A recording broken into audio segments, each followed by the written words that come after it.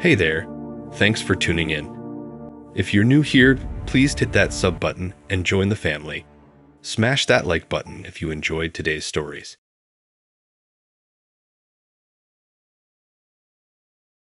I used to think breakups were just messy texts and maybe a few weird run-ins if you lived too close to each other. I had no clue someone could break up with you and still be everywhere in ways you don't even notice until it's too late. The stuff that happened with Lauren, I still don't have a proper word for it. Creepy doesn't really cut it. It was more like I had a ghost who knew my passwords and hated boundaries. We dated for about a year. She was cool at first. Funny, smart, always planning stuff. Like overly thoughtful in a way I didn't question at the time. Little things like surprising me with my favorite snacks, already knowing which toothpaste I used before I even told her, somehow remembering tiny stories I told her once while half asleep. Back then, I thought it was sweet. Now looking back, it just feels like she was cataloging me, studying me. Anyway, stuff started going downhill when I pulled back. I wasn't feeling it anymore. I figured being honest was the best route. She didn't yell or cry. She just stared at me for a bit and said, okay. Not sad, not angry, just okay. And then she left. It was about a week later when things started getting weird. First time I saw her again was at this bookstore downtown I hadn't been to in months. Not a spot she ever cared about while we were together. I figured, whatever, she's allowed to be places. Then I saw her again. A few days later, this random gas station on the way to my cousin's house. She didn't come up to me either time, just glanced over like she barely recognized me. But the timing was always off, too perfect. Then I got this package. No name on the label, just my address written in this messy, blocky handwriting. Inside was a hoodie. Mine. One I thought I lost months ago. No note. I laughed at first like maybe a friend found it or something. But then I remembered I never wore that hoodie outside the apartment I shared with Lauren. It never left the place. No one else could have found it. The night after the package showed up, my phone started glitching. I'd go to check the weather and it'd just show some random place across the city. Like the GPS thought I was somewhere I wasn't. Then my music app kept pausing and restarting. Whole playlists I didn't make kept showing up, filled with songs Lauren used to play in her car. Some of them were songs she said reminded her of me. I figured maybe it was just my phone messing up. Reset it, cleared everything. Didn't matter. The next night, my smart speaker started playing one of those songs on its own, just full blast out of nowhere around 2 in the morning. It wasn't even connected to anything. I unplugged it and shoved it in a drawer. Then it got worse. I'd come home and stuff would be moved, barely, like someone just touched it enough for me to doubt myself. The toothpaste was always rolled a little more than I remembered. My shampoo was in a different spot. My phone charger was on the floor instead of on my desk. Just tiny stuff like that. Enough to get in my head. I started thinking maybe I was losing it, like actually losing it. I even Googled early signs of memory problems. That's how deep in my head it got. I finally told one of my friends. I dumped everything I'd been noticing, and he just stared at me like I was being paranoid. Said maybe I was overthinking stuff because of the breakup. And for a second, I almost believed him. But the real tipping point was my car. I'd noticed this tiny little bump under my back bumper while washing it. It looked like a rock or maybe something kicked up from the road. I pulled at it, and it came loose, this tiny black device. No logo. Nothing. I had no clue what it was until I searched online. It was a GPS tracker. That's when everything snapped into place. She always knew where I was. She wasn't running into me. She was following me. She didn't just guess the stuff I liked. She was keeping tabs on me, probably way before I ever noticed. I tore apart my place that night. Smart speaker, gone. Wi-Fi camera in the corner I forgot I even had, unplugged. I reset my passwords, all of them. Changed the locks even though I never gave her a key. Still didn't feel safe. I called her. She didn't pick up. I left this long message trying to keep calm, asking her if she'd been messing with my stuff. No reply. But then she started posting these weird, cryptic messages online. Not tagging me. Not even using my name. Just stuff like, I hate when people act like they're the victim.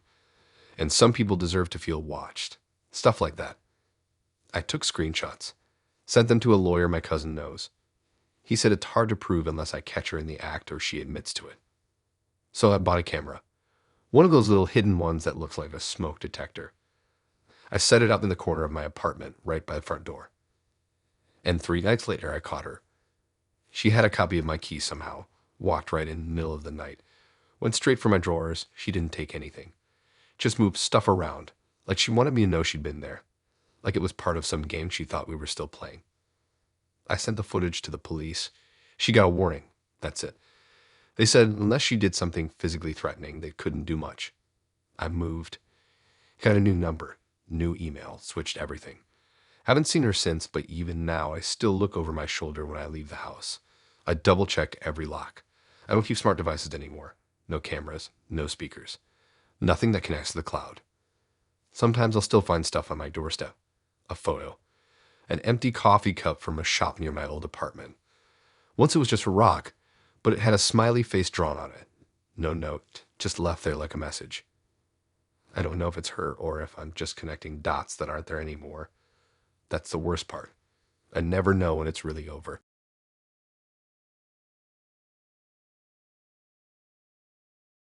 So, I didn't think much of it when Tommy posted that soft focus pic with his new girlfriend 2 weeks after we broke up. People move on fast sometimes, right? But then I looked closer, and yeah, it was her face. But it was me. The hair, the band hoodie I used to wear all the time, even the chipped black nail polish. Same eyeliner style, same dumb little butterfly necklace I used to wear every day. The caption was something like, "She just gets me." Real original. I remember just staring at that picture for way too long, scrolling through her profile. She wasn't tagged at first, which felt weird. Then she popped up later under some random username and the entire account felt fake. Not fake as in catfish, just curated. Like someone made it to look exactly how Tommy wanted it. Her posts were loaded with candid shots that looked like the stuff he used to take of me. Sitting in a coffee shop with her journal open, doodling dumb sketches like mine. A pic of her eating cereal on the floor with mismatched socks. She even had a caption that said, "Cereal tastes better when you don't use a spoon," which is a joke I literally said to him one morning, like word for word. At first I laughed, told myself I was being dramatic. Then I got this message. No name, no profile pic, just a blank account. It said, "You look better in that necklace than she does." I didn't reply, obviously, but it got under my skin. 2 days later, another message came through. "You're lucky. The last one didn't get a warning." It stopped being funny after that. I didn't tell anyone. It felt too weird, and I didn't want to sound like some jealous ex still creeping on her ex profile. But the more I looked into it, the more off it all felt. I found a comment under one of his photos from a girl named Liza. It was old, like over a year ago, before I even knew Tommy. Her account was still up, but there hadn't been a post in months. Same pattern, though. Same outfits, same aesthetic, even the same mug I had. It looked just like mine, the chipped one from the thrift shop near my old apartment. I did a reverse image search, and yeah, it was the exact mug. So I clicked through her stuff and found an old tagged post where she and Tommy were together. He looked the same, but she looked exactly how it looked back then. Same hair, same hoodie, even the same eyeliner style. Just like the new girl looked like me now. That's when I realized he wasn't just into a type, he was molding people. Every girl looked like the last one. The same phrases, the same poses, the same comments under their posts. And once they were done, the profiles went silent. No breakup post, no update, just static. Then more messages started coming in. They all thought they were special. He learns your patterns. He knows how to copy you. And this one really freaked me out. He's collecting. That one kept me up. It felt too real, too targeted. I started looking at everything differently after that. I changed my passwords, wiped my socials, stopped posting. I even changed my route to work. But the weird stuff kept happening. One night I came home and there was a bag of sour gummies taped to my door. Same brand I used to eat all the time. The ones I made Tommy try even though he said they were gross. No note, nothing. Just the candy. And I hadn't mentioned those in forever. A week after that, someone left a notebook on the windshield of my car. One of those plain ones you can get at the dollar store. But the first few pages were filled with lists, my favorite shows, what I ordered at certain restaurants, even the dumb stuff I used to joke about, like how I named my first dog Chair. It was all in handwriting that looked familiar, but it wasn't mine. I went to the police, but they said without a name or a direct threat, there wasn't much they could do. I tried contacting that girl, Lisa, just to see if she was okay, but her number was dead and her email bounced back. And the new girl? Still posting, still copying, but something changed in her eyes. The last few selfies she posted, she wasn't smiling anymore, like her mouth was trying but her eyes forgot how. Then one night I got this call from an unknown number. I let it go to voicemail. I didn't even listen to it until 2 days later when I was already half asleep and bored. The voicemail was just breathing. Really slow, like someone was trying not to make noise. And then, right before it cut off, someone whispered, "You're next." I've been sleeping with a light on ever since. I moved my bed away from the window. I started locking the bathroom door, even when I'm alone. I check my closet 3 times before I sleep and unplug everything in my apartment before leaving. Maybe it's overkill. Maybe not. Because I know Tommy, and I know what it felt like to be with him. It was like he wanted me to be someone specific, someone already made in his head. I thought I just fit his style, but now I think he builds people, like projects. And when they stop working, he moves on and builds the next one better and cleaner. And I think he keeps something from each one. I just don't know what he kept from me, or what he's planning next. I stopped getting the messages. Not sure if that's a good thing or the worst thing. The silence feels heavier than the warnings ever did, like someone holding their breath behind a wall, like he's waiting for me to stop looking. But I'm still watching, every single day. Because of what happened to them is what's coming for me. I'm not going out quiet.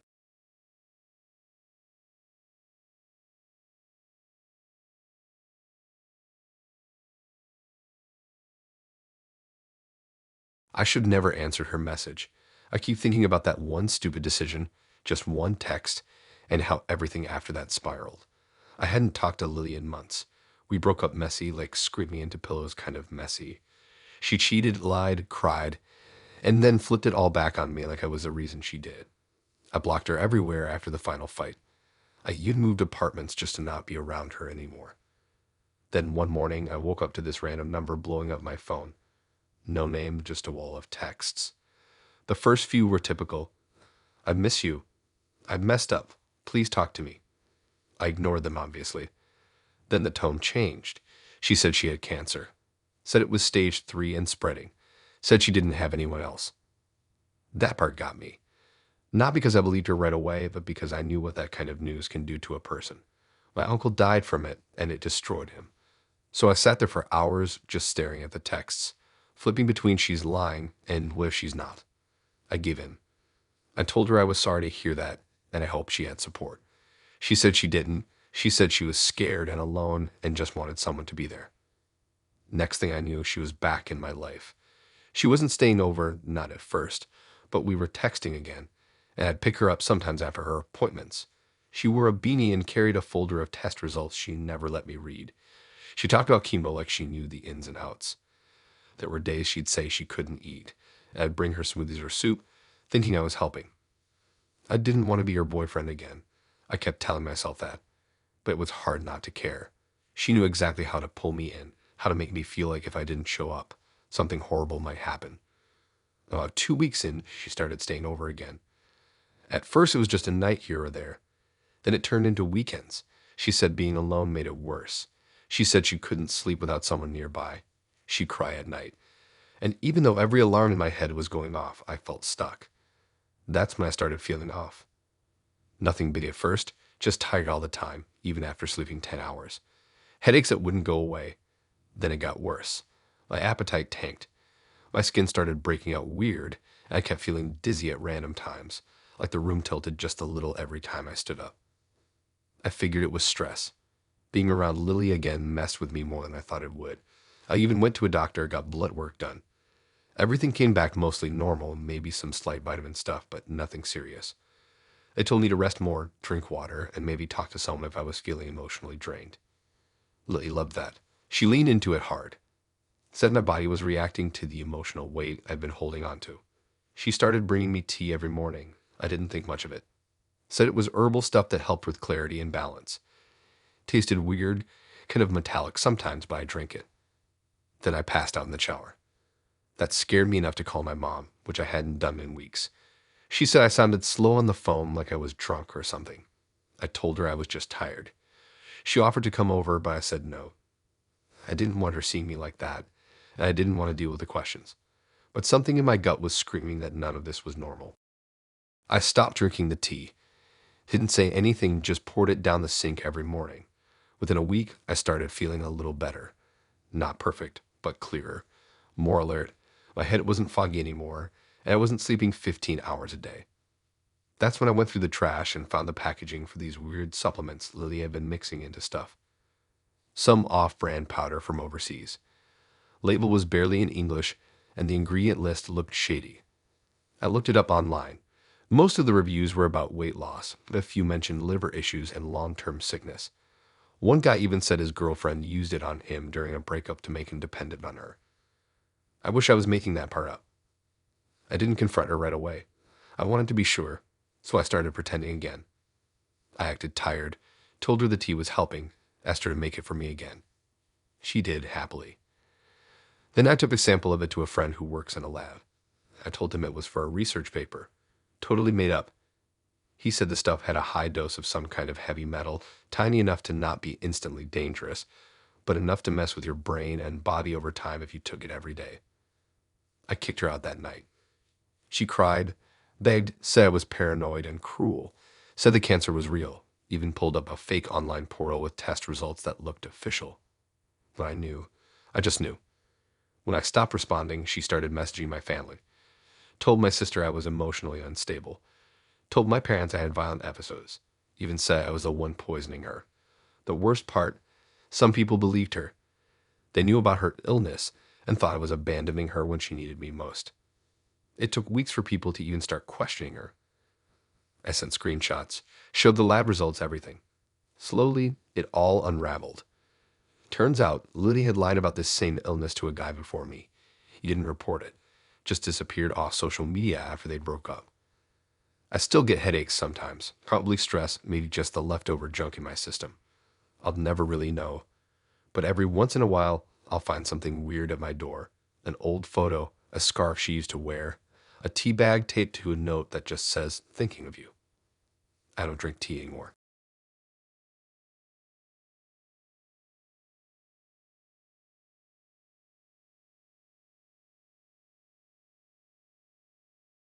I didn't even mean to break up with him that day.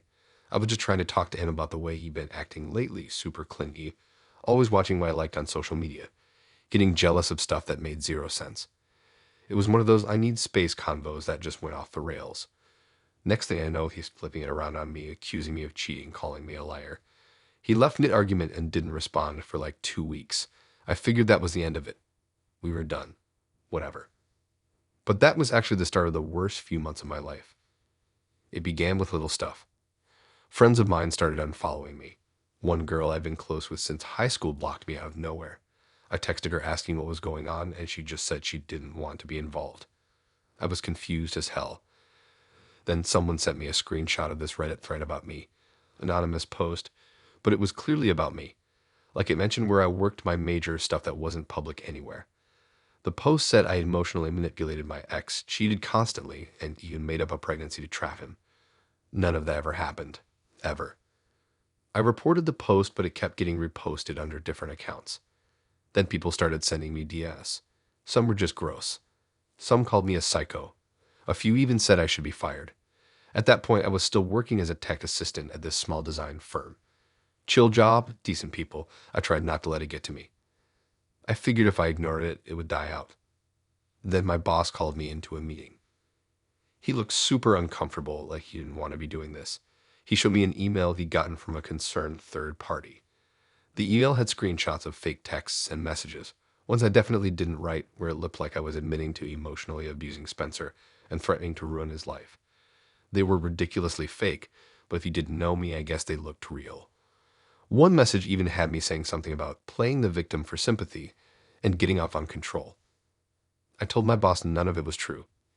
He said he believed me, but HR had to investigate. I was put on unpaid leave while they looked into it. That same week, my college email got hacked and mass emails were sent out to a bunch of professors and classmates saying I was under investigation for harassment. Total lie.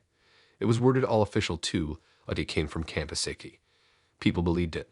A couple classmates stopped sitting near me. One girl even moved dorms. I couldn't prove any of it. The fake messages were screenshots with no metadata, and the email came from a burner. The school didn't want to deal with it. My job didn't either. I got a call 2 weeks later saying they were terminating my position because it was too complicated. Just like that, I lost my job. Meanwhile, Spencer was living his best life online, posting gin selfies, talking about healing and growth, sharing vague trauma quotes like he was some sort of survivor. A bunch of people we both used to know were commenting stuff like "proud of you, man," and "you deserve peace." It made me sick. I started digging. I knew he had to be behind it. The timing, the weird personal stuff that only he knew. It all pointed to him. I started checking usernames that reposted the fake stuff. A few were throwaways, one of them slipped. They posted under the wrong account, and it recognized the profile pic. It was one Spencer had used on Discord like a year ago. That's when I knew it was him. Every fake screenshot, every post, every email, it was him, hiding behind fake accounts. I took screenshots of everything I could. He even reached out to a girl he dated before me. She said she went through something similar, but not as bad. He'd spread rumors after she dumped him, but nothing like this. I brought all of it to the police. They didn't care. Said unless he directly threatened me or admitted it, they couldn't do anything. I tried getting a lawyer, but they said unless I could prove damages or get access to his devices, it would be tough. So I went full stalker mode. I made a burner account of my own and followed all of his fake ones. I watched him like a hawk. Every time he posted a fake message, I screenshotted it. Every time he slipped up and used the same writing style, I saved it. I started a giant folder on my laptop with timestamps, account names, everything. Then I caught the big one. One of the fake accounts accidentally uploaded a screen recording that showed his phone's status bar. His name popped up in the corner for half a second before it cut off. I nearly cried when I saw it. I sent that to a friend who works in IT, and he confirmed it was real. I sent the whole package to a journalist who writes about online harassment. 3 weeks later, she published the whole story. No names, but enough detail that people figured it out. The comments exploded. People turned on him so fast. His fake account stopped posting. He deleted everything. Disappeared offline. But the damage was already done. I didn't get my job back. A lot of my old friends never reached out. My name still pops up in weird forums sometimes. People still DM me asking if the story was true. Some don't believe me. Some think we were both toxic. That's the part that messes with me most. How easy it was for him to flip the world against me while smiling the whole time. He never said sorry. Never admitted anything. Just vanished. I'm still here though, watching, saving everything. Just in case he tries it again.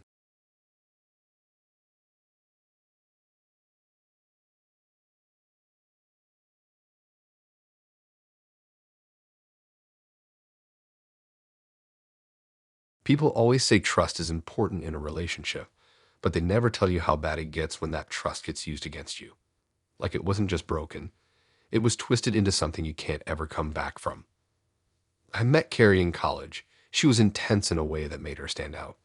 Always had these strong opinions, talked fast, laughed louder than everyone else. At first, it was kind of electric. She made me feel like I was the only guy in the room. I was young and stupid and thought that kind of attention meant something deep. We dated on and off for a while. The fights were loud. The makeups were fast. It was chaotic, but I told myself that was normal. Passion, right? I didn't realize how controlled I was until it was too late. Every time I tried to pull away, she'd find a way to drag me back in guilt, threats, even crying to my friends. Said she was working on herself. Said she loved me. All that. Then one day she told me she was pregnant. It was out of nowhere. We'd been careful, or at least I thought we had. She'd always insisted on being the one to handle the birth control. Said the pill made her sick, so she used something else. I trusted her. I was 22 and trusting and way too forgiving. When she told me, I didn't accuse her of anything.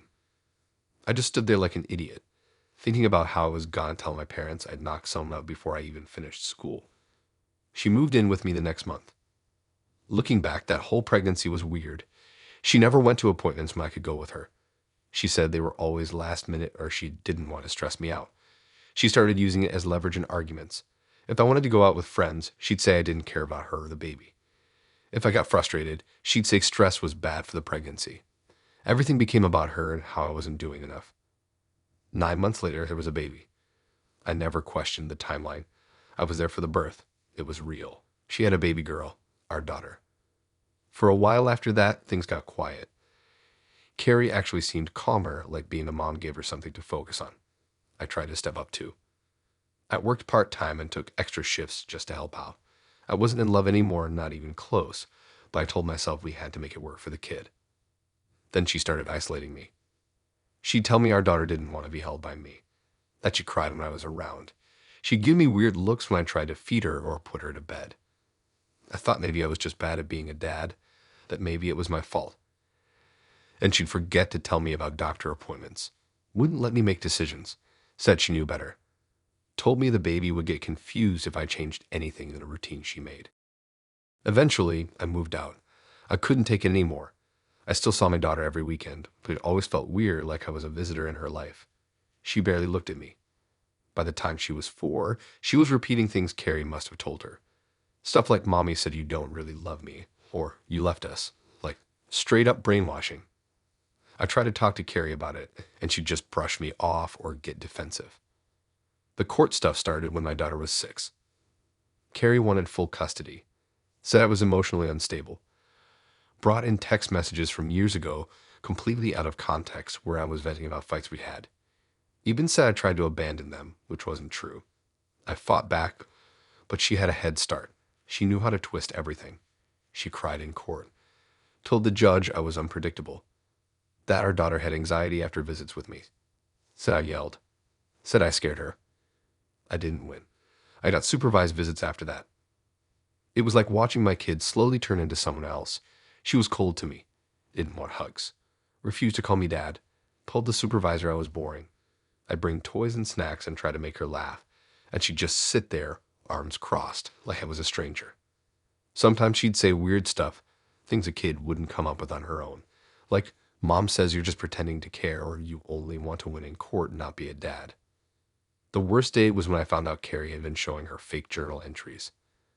I heard about it from a friend who saw the notebook at Carrie's house. She'd written these fake diary pages pretending to be me. Stuff like, "I don't even want this kid, and maybe if I scare her enough, she'll want to live with her mom full time." She showed them to our daughter, told her I wrote them. No kid should see that. But it worked. Our daughter started crying every time she saw me. Said she didn't feel safe. It got to the point where she started lashing out. Threw things at me during visits. Screamed if I tried to hug her. One time she said she wanted to hurt me in my sleep. Just looked me dead in the eye and said it like it was nothing. I know she didn't mean it. Not on her own. That's not how she would have turned out. That was Carrie's doing. And the worst part is, no one stops her. Not the court, not the system, not even my own family sometimes. They all just say try to stay calm or don't escalate. Like I'm the one doing something wrong by wanting to be a dad. Now I see her maybe once a month. And even then it's cold, quiet, pointless. She doesn't look at me the same. Sometimes I wonder if she ever will again. And Carrie. She's still out there posting inspirational quotes, pretending to be this amazing mother who held it all together while I walked away. She wins. Even when she lies, even when she poisons everything around her, she still wins. And I just sit here, watching my daughter become someone I don't even recognize anymore.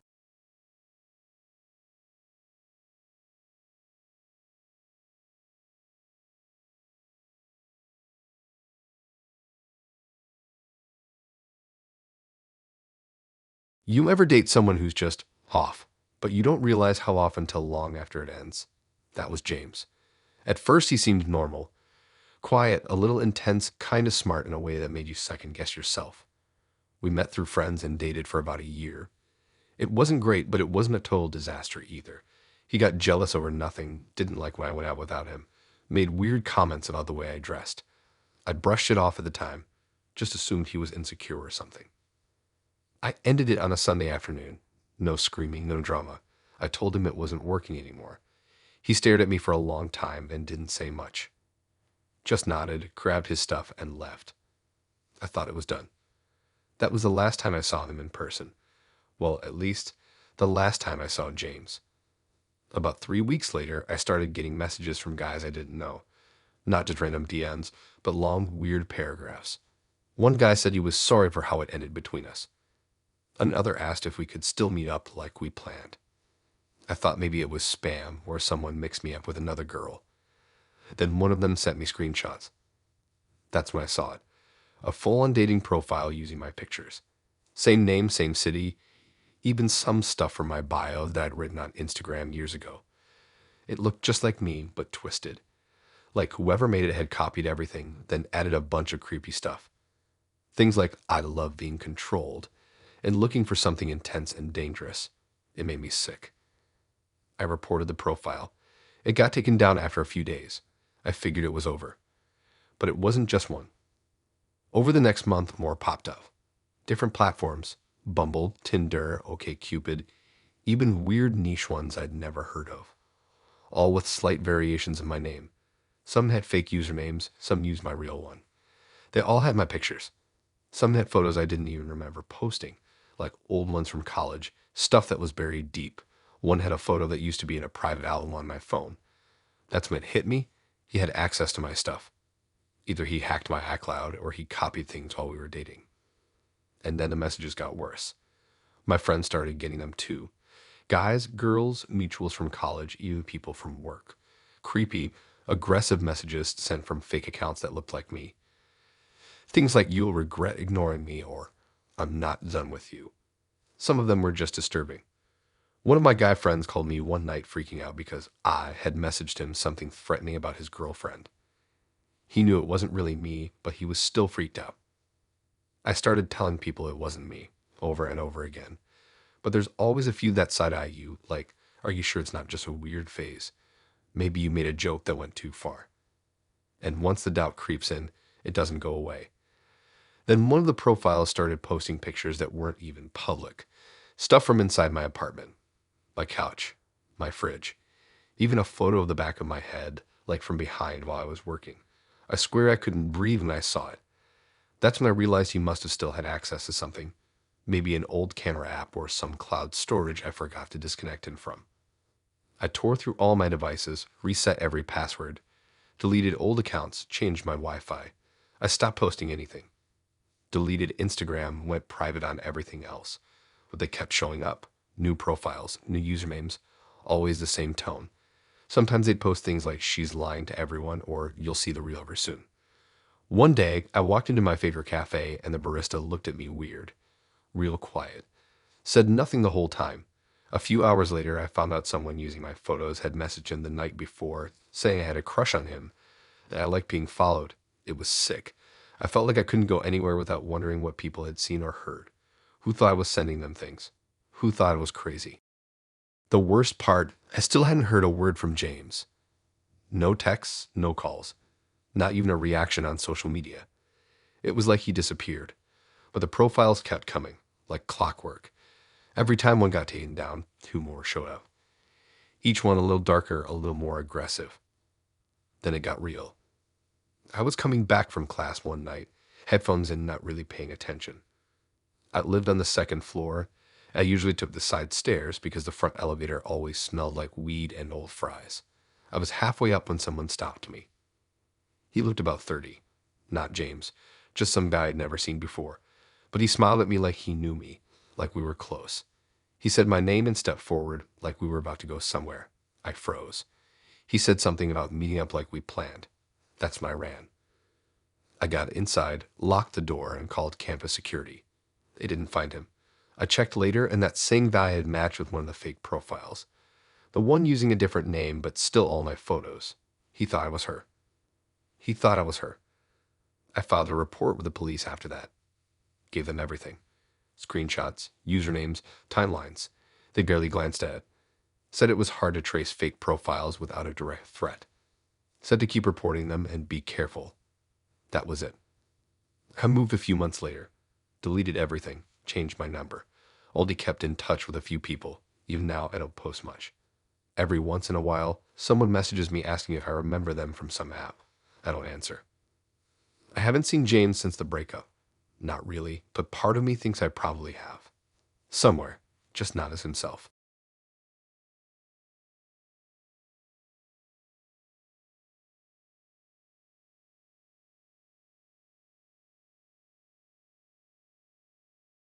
I found the box by accident. I was at my parents' place digging through the garage storage to find old Christmas lights. And it wasn't until I kicked up this dusty cardboard box in the back that I remembered Hannah. I stacked other junk on top of it for months, just ignoring her name scrawled in tight handwriting on one side. But there it was, staring back at me like she was waiting. When I opened it, I thought I'd find those overshared ex-messy things.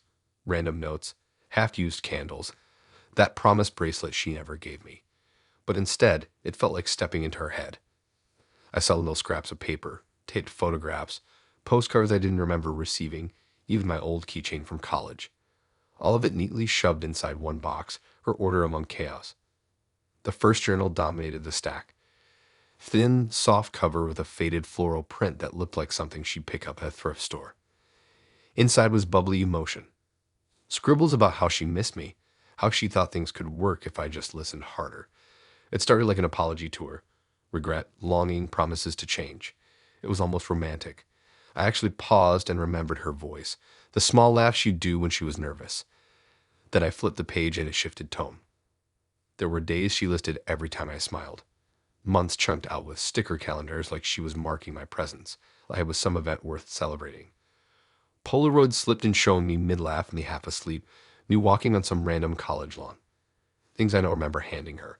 A pic of me with a coffee cup at 2 a.m. in my kitchen. Another of my hands on the steering wheel. No context. Just me. And her little notes. He's so content when he's driving, or caught him off guard. But look at how trusting he is. It got darker, though. By the second journal, it was obsessive, like she was stocking up for a storm. Pages repeated how I was slipping away, how I needed her more than she needed me. Words like, I listen too much, changed to, I will make him listen. She'd sketch my face, but half of it was messed up. She'd circle my eyes and my mouth like she was mapping me. There were entries about me not calling her back fast enough, about me staying out one Saturday too many. She described my hands in ways I'd never imagined, a strong K she'd never escape. She wrote about finding a photo of me with another girl at a party last year, and how that night she realized I already tricked her. She left vineyards of tear stains, scratched out words that were still legible under the lines. I can't let go. I won't let go. If he doesn't love me, then I'll love him for both of us. Then one entry. She doesn't love me yet, but she will.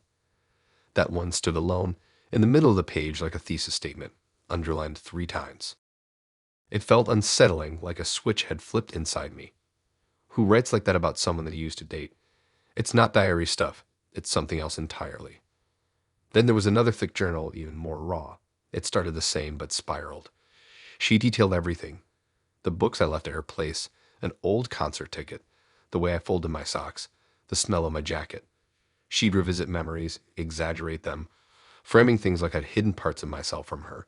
She blamed me for not sharing enough or being emotionally closed. But as I flipped forward, the tone changed. She started computing time in increments. 2 months until he regrets losing me. 30 days to prove I didn't waste everything. There were lists of things she needed to do to get me to come back, methods to remind me of her presence. Then entries got violent, not physical violence. More mental. Lines like, I will make him dream of me. I will be the last voice in his head before he sleeps. Later, he'll wake up wanting me or he'll wake up hating himself. I felt a cold buzz reading that. I knew exactly the nights I went to bed and woke up feeling like I couldn't escape her words. But I thought it was just me being anxious. Turns out she dreamed that too, except she was pulling all the strings. That alone would have been bad enough. What got me was the last entry. It was dated for tomorrow, exactly 24 hours after I found the box. The handwriting was too exact, too time-stamped. The page started with a date and then, tomorrow she comes back for the 3rd look. She'll find the box and she'll feel it. She needs to feel it. Then it described what she meant by coming back, not just emotionally, but physically retrieving it.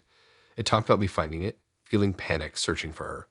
She planned my fear. She timed it. She knew I moved my stuff here. I packed that box. Not her. That line about she'll feel it made me catch my breath. It's like she was planning for me to see all of it, not hiding, placing it so I'd find it, laying out a trap that made her into a ghost with instructions addressed just to me. It stayed open on the page where she signed off. Tomorrow, she'll know what I feel. Then nothing. No blank pages, no goodbye. Just empty waiting. I spent half the night going through every item in that box. There were little things, ticket stubs, bracelets, doodles, receipts from restaurants I don't remember going with her, a half-burnt candle that smelled like nothing I'd worn. Things I never gave her, things I forgot having. Everything cataloged. Date, place, context, margin notes. 10 out of 10 importance.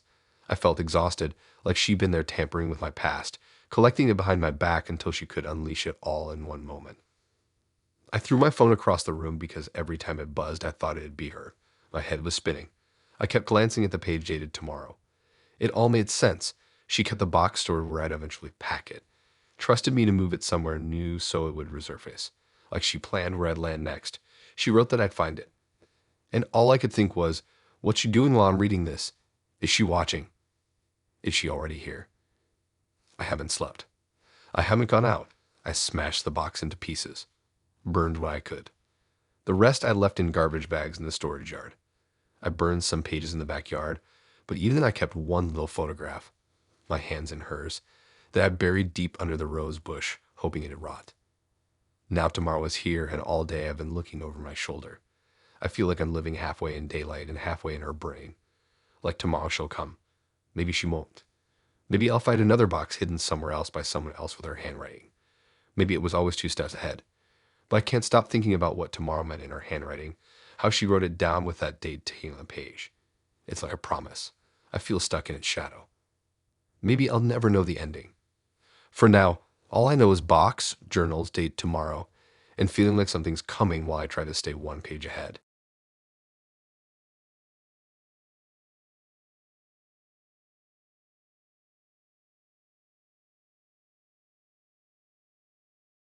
I found the therapist through a Reddit thread. People really hyped them as a game changer for anyone healing from a messy breakup. I was in a bad place, so I booked a session even though my gut was rolling its eyes. But from the moment I walked into their tiny office in that old converted house, it felt like someone pressed play on a highlight reel of my life. Everything they said landed so precisely, like they'd been inside my head. The first few weeks were the weird, best kind of therapy. They'd point out patterns I'd never noticed. Things like how I twisted myself into someone I wasn't just to please Alan. How I justified his controlling outbursts. They'd name anxieties I'd never had words for. They made a spreadsheet of my moods after our sessions and drew timelines tracking my progress. I thought therapy was all journaling and sad cafes and crying on couches. This was next level. I felt seen. But after about 6 weeks of attaching myself to these sessions, things started getting messier. The therapist suggested breaks weren't real healing. If I wanted to recover, I'd put everything on the table. Texts, photos, memories, side effects of my pain. I shared an embarrassing journal entry about how I still replay our last argument. They called it a breakthrough, even though it felt like handing over a scalpel. Then they posted my session workbook artwork all over their counseling page, under a pseudonym with all the margins removed. No credit to me, just the content. It was creepy. When I asked about it, they said it was for clients to see someone else's working through real stuff. I felt speaker shamed, exposed without consent. A few sessions later, right after I'd started trying boundaries with them, I was all dizzy and exhausted. They told me it was normal progress exhaustion. Said sometimes healing feels like crashing. I had migraines for 2 days. They started asking things like, when did I doctor catch Alan's behavior in therapy? They hinted I was sabotaging myself, that I needed to prove my feelings. They'd encouraged me to text in with emotional confessions and then debrief me when I told them. They made me feel like my inability to seal a break meant I had failed therapy. Around week 10, I mentioned in passing that Alan's cousin, Kara, had asked about my therapy more than once, with this too knowing glance. My therapist said, don't worry. They've heard that family before. Nothing to be concerned about. That comment pounding my stomach. Then I caught something by accident. I was filling a form for a better supervised online therapy platform, and I needed their license number. They stared at me when I asked, like they'd never been asked that before, and said they were switching to private practice and hadn't got it yet. Legit therapist, no license. And when I pressed, they snapped at me, actually told me it was just a technicality. Credentials don't heal. Transparency does. That night, I Googled hard. That address used to belong to Kara's aunt's life coach, a co-worker of Kara's at a booking agency. I dug through property records, tax files, dug up every detail that connected that house to Kara's family and Alan's cousin. It all aligned. That therapist, not professional. Just someone from his inner circle, coaching me while manipulating me, all by the guise of healing. Everything clicked. What I knew of his family history, knew what Kara and his mom said, knew private details that I believed only Alan had access to. They were working together, testing me, leading me back into emotional territory I thought I'd escaped. I stopped therapy immediately and blocked them. I deleted my session workbook online and quit that Reddit group. I went back to a legit therapist who actually showed me credentials and explained how trauma therapy works step by step, not curveballs every week. My migraines got better. My shock subsided. But even now, I replay that final session. The way they told me I'd be safer as an open wound. The way they phrased it like a compliment. How they phrased everything like I was their project. And the moment I realized I'd been walking into a minefield with their map in my hands. I'm still in therapy, but this time it feels real. Feels safe. I cleared out that weird session workbook. I burned most of it in my backyard. But sometimes I still feel like I'm in two places. Part of me still expects them to text me, telling me I'm not healed unless I tell them everything. And for a second, I almost want to swallow that lie again, because I thought healing meant surrendering. But tomorrow I don't meet them. Tomorrow I meet myself, and that's enough.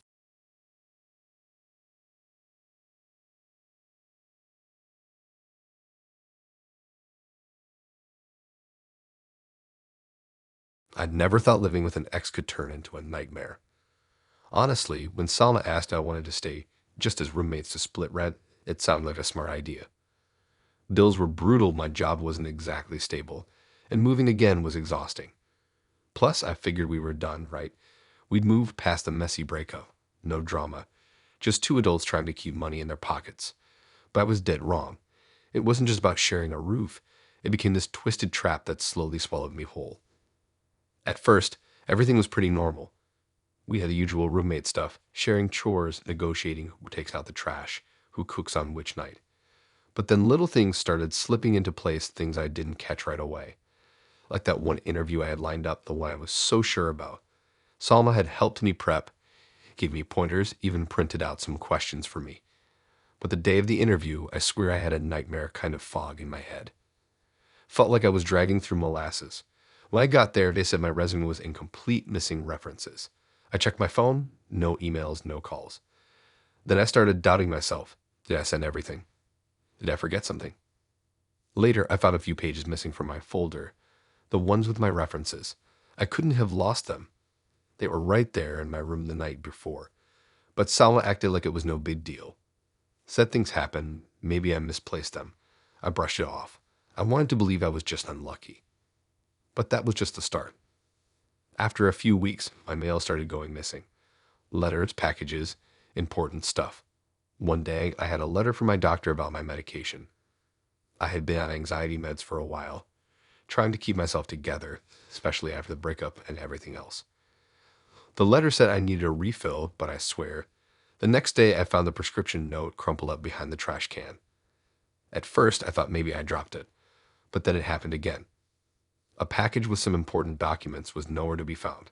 I started feeling paranoid, but there was no proof. Salma was always around when I tried to call my doctor or check on my mail. She'd casually say, "Don't stress, I'll take care of it." At first, it sounded kind of sweet, like she was trying to help. But the more I thought about it, the more it felt controlling. And then there was the worst part, the meds. One night, I felt dizzy, my heart was racing, and I couldn't figure out why. I checked my pill bottle, and it looked like the pills inside were smaller, or maybe they'd been swapped out with something else. It was subtle, but different. I don't know why it didn't hit me right away, maybe because I trusted her, or I wanted to. After all, she was supposed to be my roommate, nothing more. But things kept going downhill. My appointments at work started to tank. I was showing up late, my energy zapped. Salma always had excuses ready for me. Maybe I was stressed, or maybe I was overworking myself. She suggested I needed more rest, told me to slow down. I was falling behind, and she was always there to help, which meant she'd make calls for me, rearrange my schedule, and somehow, without me realizing, cut me off from opportunities. The moment I tried to push back, she'd play the victim. She'd look hurt and say how much she was trying to support me, how hard it was to live together after everything. But the truth was, she was building this cage around me, piece by piece, until I started feeling like I couldn't breathe without her. Friends started noticing. They asked if I was okay. I tried explaining, but Salma was good. She was charming, convincing. She'd smile and say I was just overwhelmed, juggling too much. People believed her because she seemed so caring.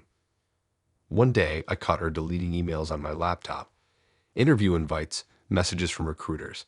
I confronted her, but she twisted it so that I looked like the bad guy, accusing her of invading my privacy.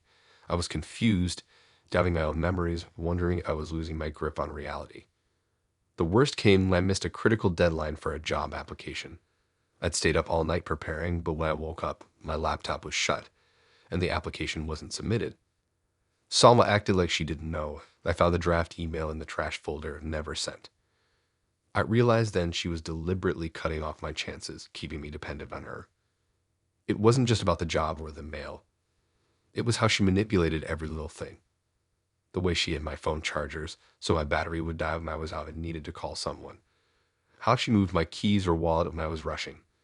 Each small sabotage piled up, making me feel like I was constantly failing, constantly in trouble. At one point, I tried to move out, pack my bags, and leave for good. But Salma was waiting at the door, all sweetness and tears, telling me how much worse it would be without her, how alone I'd be. I felt stuck. It was like she rewired my mind to think she was the only safety net I had, even when I knew that wasn't true. The strangest thing, the apartment itself started to feel different. The locks didn't always work right. Sometimes my door wouldn't open on the first try. I'd swear I saw her lurking in the hallways when I came home late, even though she was supposed to be out. It was like she was marking the territory, making sure I couldn't escape. Looking back, the slow drip of control was what got me. I didn't see it until the walls were closing in. It wasn't loud or violent. It was quiet, persistent, calculated. Salma didn't need to yell or scream. She just needed to take little pieces of my life until I had nothing left that wasn't already tangled up with her. I'm out now, moved 3 neighborhoods away, changed my number, locked down my accounts, got new keys. But the aftermath lingers. I still double-check my meds, my mail, my phone. I still catch myself hesitating when someone offers help, wondering if there's some catch. Living with Salma taught me how easily trust can turn into a trap. How someone can pretend to be your lifeline while quietly cutting the rope that holds you up. It's not about big explosions. It's about the slow burn that leaves you gasping for air when you finally realize you're alone.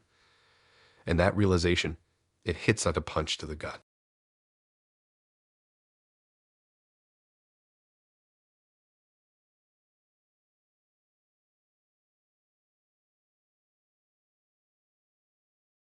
The news hit me like a punch I didn't see coming. Phil was dead. I remember scrolling through my phone, staring at the article with that weird mix of disbelief and numbness you get when something feels unreal, like it happened to someone else. We hadn't spoken in years, not since that bitter fallout. No calls, no texts, no awkward social media exchanges. But his name still carried this strange weight like a shadow I could never quite shake.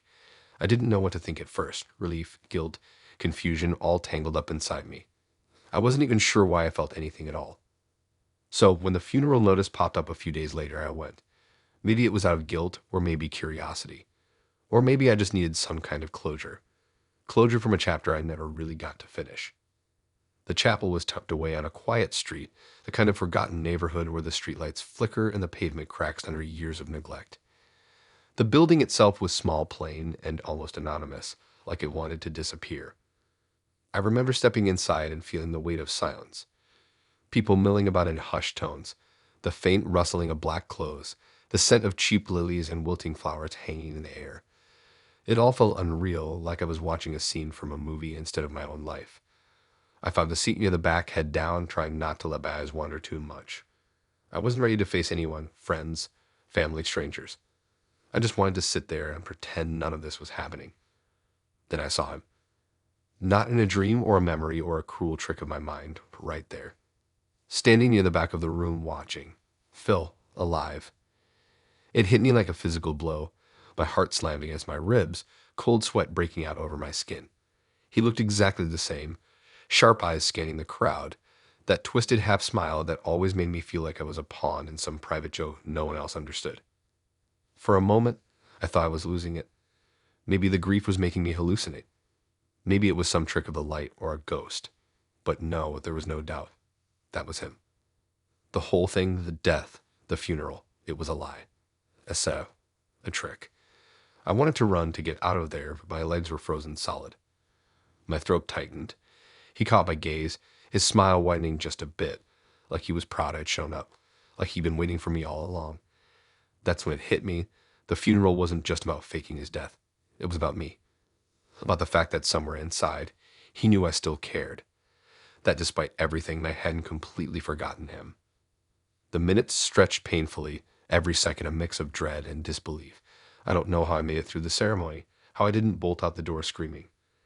The image of him standing there alive and watching haunted me. Afterwards, things didn't get easier. In fact, they got worse. I kept thinking about that smile, that look in his eyes. It was like a promise or maybe a warning. The kind of thing you only understand when it's too late. I wasn't sure if I was supposed to be scared or angry or both. But one thing was clear. Phil wasn't gone, and he wasn't planning on letting go.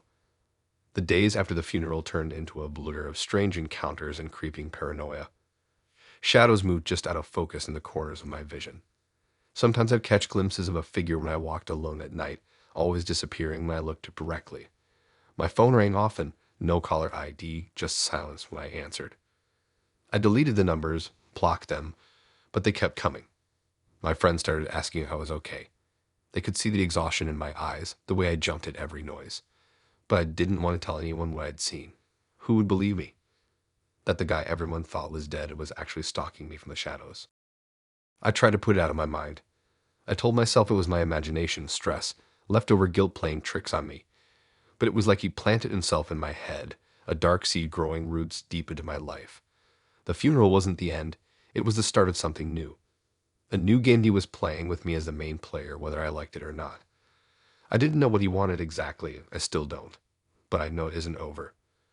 Looking back, I should have known something was off years ago. When he started disappearing for days without explanation, making excuses that never quite added up, acting like he was hiding something dark.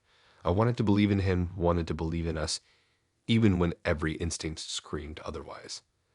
Now I wonder if the whole thing, the breakup, the silence, the years of no contact, was all part of his plan. Maybe faking his death was just the biggest move in a long line of control and manipulation, a way to erase the past and pull me back into his orbit.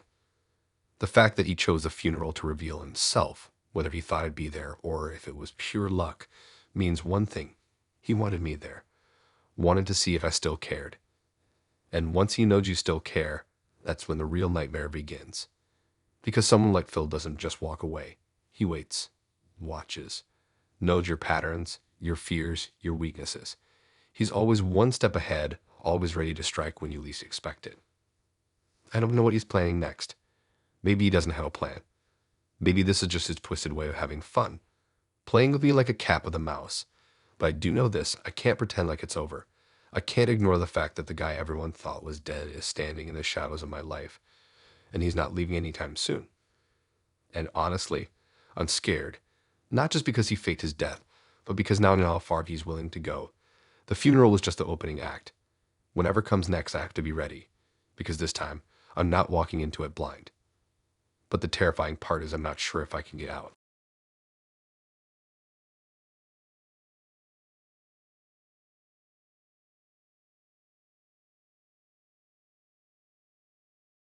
It started with the tapping. At first, I thought it was just a bird or some dumb neighborhood noise. Maybe a branch brushing against the window or a raccoon knocking something loose outside. It wasn't even loud, just this soft, rhythmic tapping that happened late at night, always like clockwork. Slow and steady, like someone trying to get my attention without making a scene. The first few nights, I ignored it. I told myself I was imagining things, or that I was just on edge after the breakup with Millie. But then it kept happening. Night after night, right around 2:17 a.m., the tapping would start on my bedroom window. I'd freeze, heart pounding, staring at the glass, but no one was ever there when I looked. Just the dark, empty street outside, and the dull glow of the street lamp flickering a few houses down. I tried to convince myself it was nothing, just an animal, or the wind, but the tapping felt deliberate, like a code, a warning. Then the text started. From a number I didn't recognize. Blank at first, and the first one came through, turn around. That was all, just those 2 words. I thought maybe it was a joke or some creepy prank. Someone messing with me because they knew about the breakup. I didn't reply, didn't want to encourage whoever it was. But the texts kept coming. Sometimes hours apart, sometimes only minutes. Always the same chilling simplicity. Turn around. I see you. Don't look. Watch your back. The thing was, I knew exactly who it was. It was Millie, my ex, the girl I thought I'd finally escaped.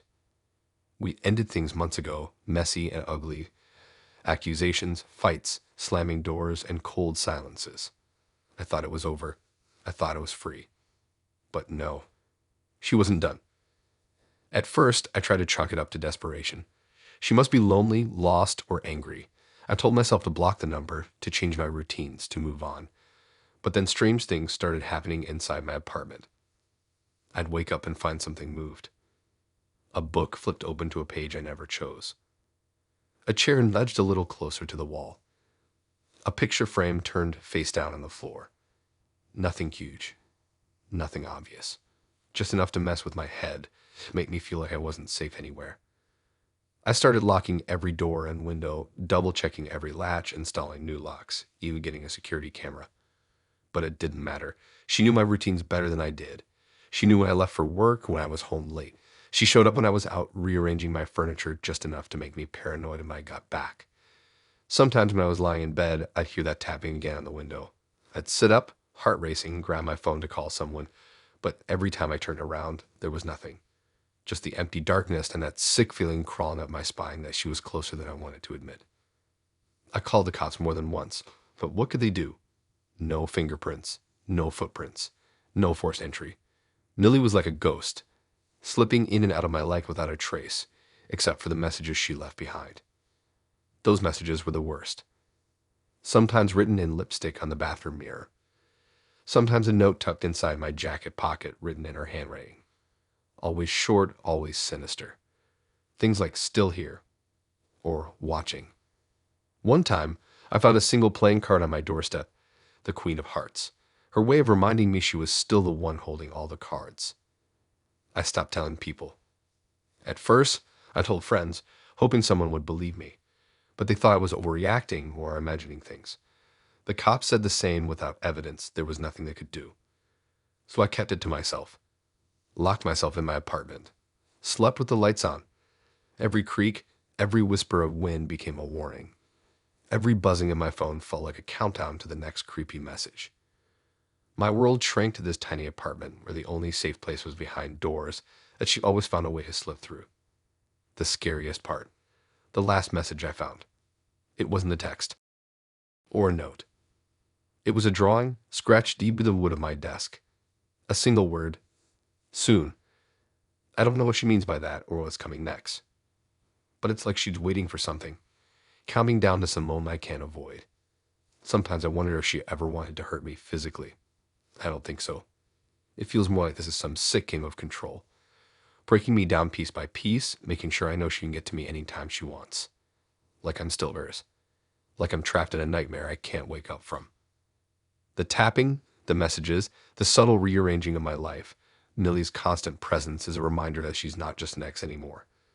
She's a shadow in my life that refuses to fade. I keep telling myself I need to find a way out. Maybe move across the country. Maybe disappear for a while. But even that feels impossible, because it's like she's already inside my life, in my head, in my home, in every quiet moment. I'm scared to sleep. Scared to answer the phone. Scared to walk outside and feel like someone's watching. And the worst part, I don't know how this ends. I don't know if it ever will. But I do know one thing. Millie's not done yet. And whatever comes next, it's not going to be quiet.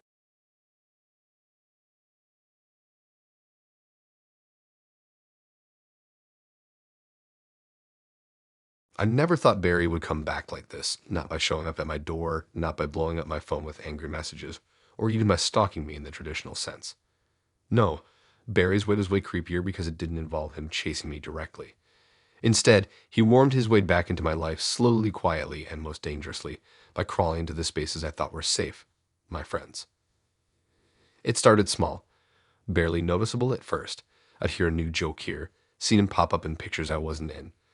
Then, a casual hangout invitation from someone I trusted. And suddenly, Barry was part of the group again.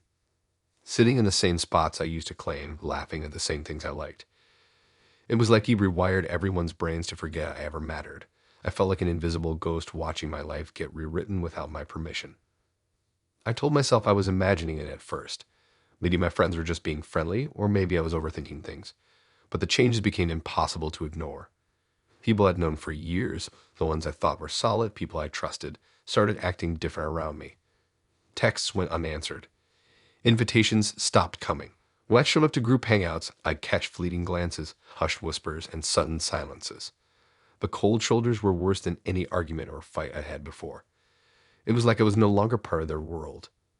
And Barry was always nearby, always smiling like the innocent one, like the guy who just happened to be there, the friend who got it. He never confronted me directly, never yelled or accused me in front of anyone.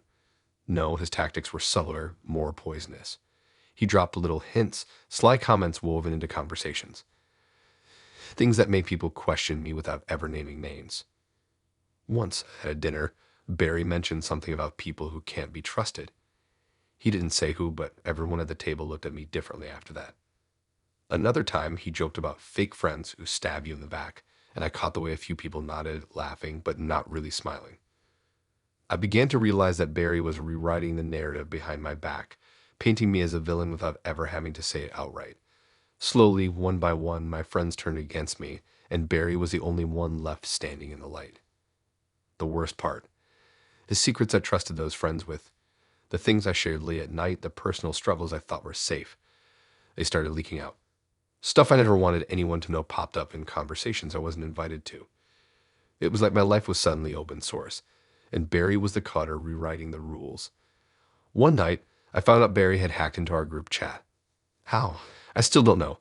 Maybe he guessed a password, maybe he tricked someone. But he exposed everything. Personal messages, embarrassing moments, private jokes that were never meant for public ears. I remember reading those messages on my phone, the shock and humiliation hitting me like a freight train.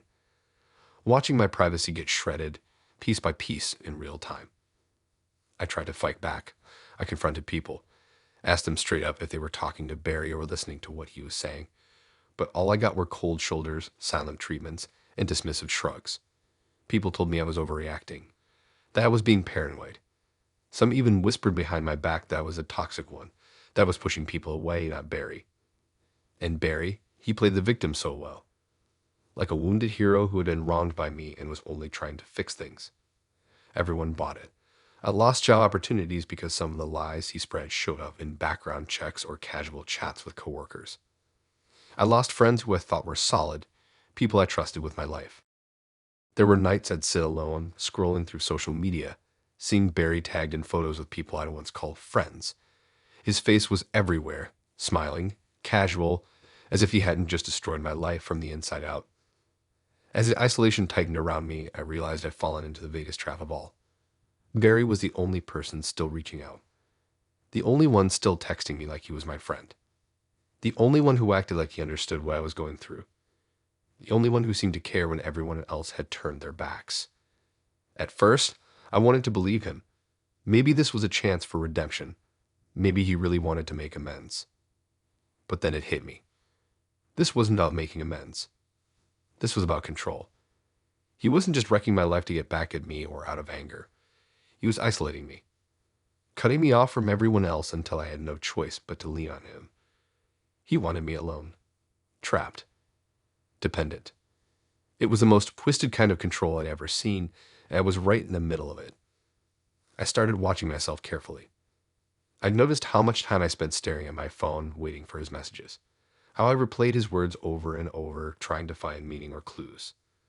I noticed the way I started to doubt my own judgment. Was I really the toxic one? Was I really pushing people away? Or was this all his manipulation? Some nights, I'd catch myself almost reaching out to him, almost begging for the friendship I never really had, the comfort I didn't deserve. And every time I pulled back at the last second, terrified of what falling into his trap would mean. I've started trying to untangle myself from his web, changing my passwords, blocking him on every platform, reaching out quietly to the few friends who might still believe me, looking for ways to rebuild what he's broken. But it's hard. Because when the only person left who understands is the one who destroyed you, that's not friendship. That's a trap. And right now, I'm stuck trying to figure out how to get out before there's nothing left to save.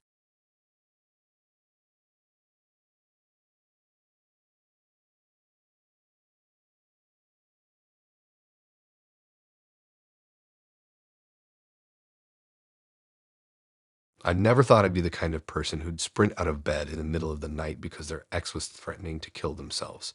But that's exactly how it started with Raya.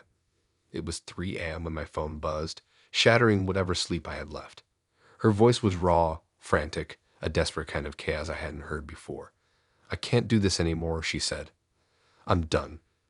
If you don't come over right now, I'm going to end it." My heart dropped into my stomach. Panic mixed with confusion.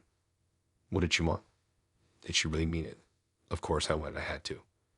When I got there, Raya was sitting on her couch like nothing was wrong. No tears, no trembling hands, no broken sobs. Just this almost casual, knowing smile that made my skin crawl. It wasn't relief I felt. It was suspicion. She was testing me, watching how far she could push me before I broke.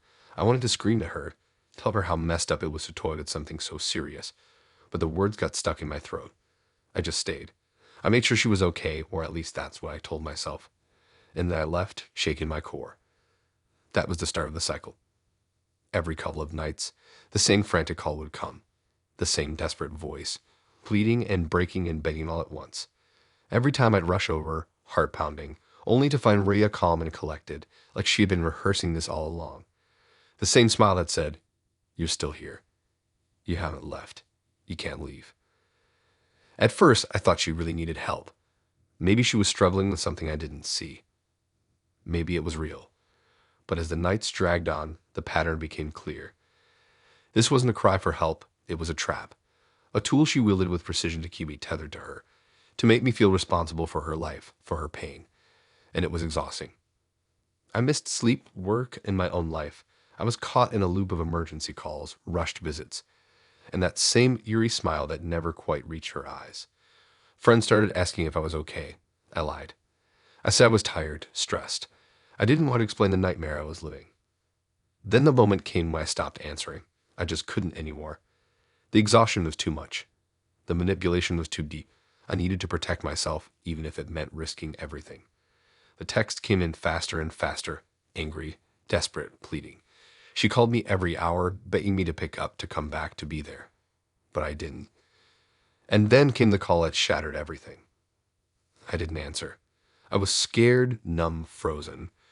But moments later, a text came through. 4 words that felt like a punch to the gut. "I did it, I'm gone." I stared at the screen, unable to move. And then the mail came the next day, a note.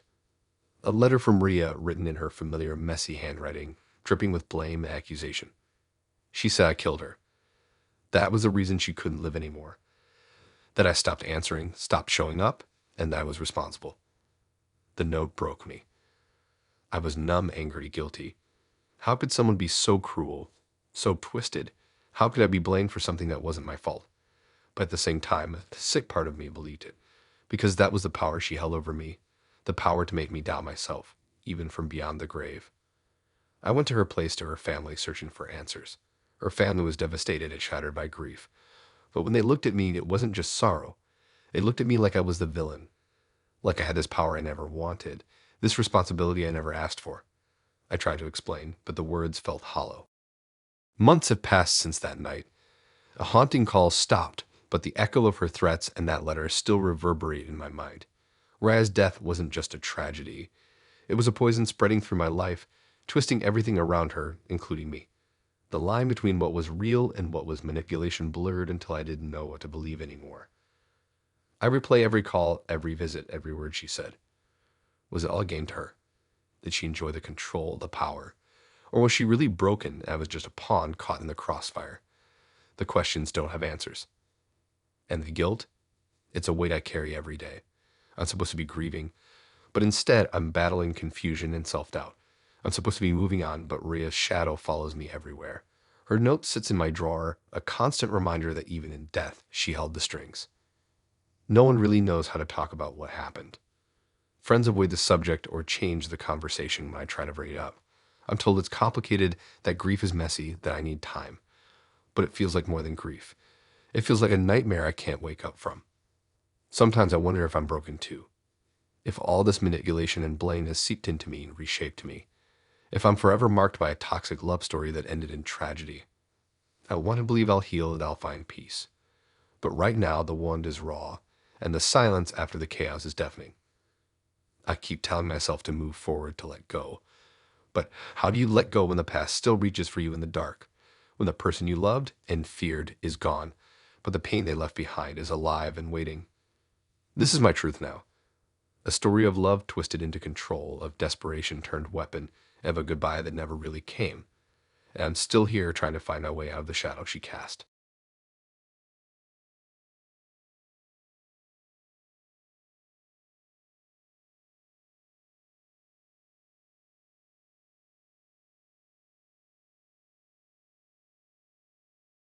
It started with Max, my dog, acting off. Not the usual dog quirks like chasing his tail or barking at nothing. This was different. He was scared all the time, trembling at noises I couldn't hear, cowering in corners like something unseen was stalking him. At first, I thought maybe he caught a whiff of some strange animal outside or that he had a bad dream. But then it got worse. Max stopped eating with his usual enthusiasm. He started throwing up, his eyes dull and tired, and his body growing limp like all his energy was being sucked away. That's when Luna, my cat, started showing signs too. Luna was always independent, aloof even, but now she was hiding under the couch for hours, avoiding me and anyone else who came near. When I finally saw the raw patches on her fur and the fresh scratches on her skin, I panicked. She was scratching herself till she bled, and I knew something was seriously wrong. I rushed both of them to the vet, trying to keep calm for their sake, but inside I was falling apart. The vet ran every test she could think of, and when she finally looked me in the eye and said, "There are traces of poison in both Max and Luna," my heart dropped. Not just one dose, she explained. It was slow poisoning, small amounts over time, enough to make them sick without raising alarms too quickly. Someone was deliberately trying to hurt my pets, and maybe even kill them. The thought hit me like a punch in the gut. Who? Who would want to do something this cruel? My mind raced through every person I knew, every argument I'd had, every dark moment in the past year. Then the name burned itself into my brain, Ryle, my ex. The breakup was messy, yes, but this was beyond anything I'd imagined. I thought he was bitter, angry maybe, but poisoning my pets. That was insane, like something from a horror movie, not real life. I didn't want to believe it at first. I told myself maybe the vet was wrong, or maybe it was some accident. But I couldn't ignore the sinking feeling in my gut every time I saw Max limp on his paws or Luna frantically scratching herself. I needed answers. So I installed cameras all around the house, the kitchen, living room, even near their food bowls. If someone was sneaking in, I would catch them. And then the footage came. There he was, Ryle, sneaking through my house like a shadow, moving carefully so he wouldn't get caught. He came in when I was at work, when I was out running errands, even late at night. The camera showed him opening the fridge, pulling out food, and slipping something tiny into Max and Luna's bowls. I watched in horror as he stood in the living room afterward, eyes scanning the room like he wanted to watch them suffer. Couldn't believe it. The man I thought I'd known, the man who said he cared about me, who promised he'd change, was out here destroying the only two creatures that made my life bearable. What kind of satisfaction could he get from this? The cruelty was mind-numbing. I felt sick, angry, helpless all at once. The proof was on my screen, undeniable and brutal. After that, every day became a battle. I was terrified to leave the house, terrified to come back. I changed the locks, installed a top-of-the-line security system, but Ryle was always one step ahead. Somehow, he kept finding ways in, small openings, forgotten windows, or maybe a spare key I didn't know about. No matter what I did, he found a way. My friends urged me to move, to leave everything behind and start fresh somewhere new. But I couldn't. Not without Max and Luna. They needed me. I needed them. They were the only family I had left after Ryle tore everything else apart. So I stayed locked inside my house, guarding them like a prisoner guards a treasure. The poisonings got worse. The vet warned me that if I didn't get help soon, I could lose them both. I started locking the door to the room where they ate, watching every bite and every sip, desperate to catch anything suspicious. The house felt smaller every day, darker, suffocating like a trap I couldn't escape. Then came the message. I found it taped to the front door when I came home one evening. A small note, written in messy handwriting, barely a few words long. You can't protect what's yours. No signature, no explanation, but I knew who it was from. Ryle. It was his warning. His promise that no matter what I did, he would keep hurting me by hurting the ones I loved. That note crushed me. The realization hit me that this wasn't just about Max and Luna. It was about me, about breaking me down piece by piece until I was nothing but fear and pain. Ryle wasn't just trying to poison my pets. He was trying to poison my life. Now, every sound in the house sets my nerves on edge. Every creak, every whisper of wind outside feels like a threat. I'm watching the bulls constantly, making sure no one tampers with their food or water. I started sleeping near their room, exhausted and haunted by the thought that the next dose could be the one that breaks them. The worst part is the helplessness. I've gone to the police, shown them the videos, the vet reports, the note. But without catching Ryle in the act or finding concrete proof beyond the cameras, they say there's little they can do. The frustration eats me alive. I try to keep going, keep some normalcy in my life, but the shadow of Ryle hangs over everything. The breakup was bad enough, but this is something darker. It's a nightmare that I can't wake up from. My home isn't a sanctuary anymore. It's a battleground. I don't know how long I can keep this up. How long Max and Luna can fight through the poison and fear. But I do know one thing. I won't let Ryle win. I'll protect them, protect what's left of my life, even if it kills me. Because Max and Luna aren't just pets. They're my family, my reason to keep fighting a world that's trying to tear me apart.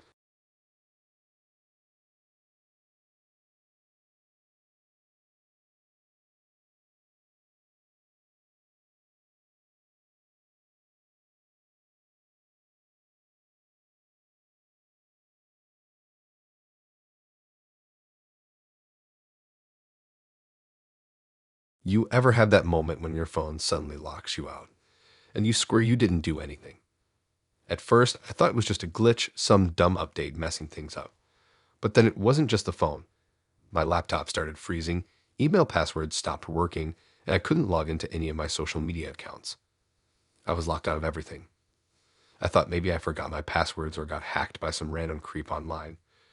Turns out it was way worse and way more personal. The person behind all this? Helen, my ex. I didn't even realize how much control she had until I tried applying for jobs after we broke up. I'd spend hours filling out applications, writing cover letters. Then one day, all my saved applications just disappeared, like they'd never existed. I checked every folder, every email draft, but nothing. No record. At first, I figured maybe I was just losing track. But then I got a message from a recruiter apologizing, sent from my own email account, saying I wasn't interested in the position and thanking them for their time. Except I never said anything like that. I never wanted to ghost anyone. I needed those jobs. It got worse from there. Helen wasn't just hacking my accounts. She was puppeteering my entire digital life. Banking, locked out, social media, posts and messages sent without my knowledge, usually apologizing for things I never did or saying stuff that made me look desperate or weird. I lost friends because of it. People started thinking I was acting strange or lying. I didn't know what was going on, but Helen did, and she was running the show. I tried to reset passwords, but no matter what I did, the account would get locked again, sometimes before I could even get in. Like she was always one step ahead. Every time I thought I was close to getting back control, she'd snatch it away again. I remember sitting in my room just staring at the computer screen that refused to let me in.